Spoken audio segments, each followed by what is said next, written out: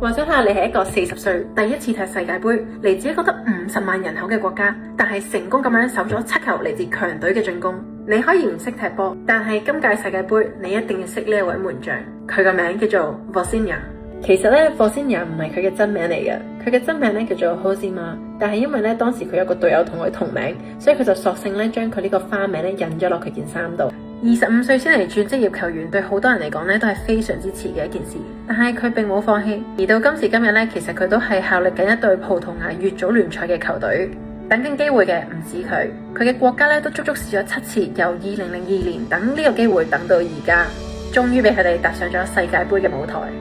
結果世界盃首戰佢哋就要面對強隊西班牙，而佢一個人撲咗7球，守到0-0，全場為佢歡呼。而就係呢一場賽事令佢一舉成名。最 inspire 到我嘅位就係機會係留俾有準備嘅人。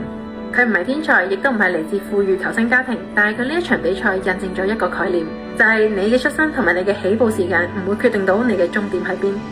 決定到你最後行到幾遠嘅係你肯唔肯堅持，同埋你有幾信任自己。唔好再等，亦都唔使再驚，有中意有想做嘅嘢就即管去做啦。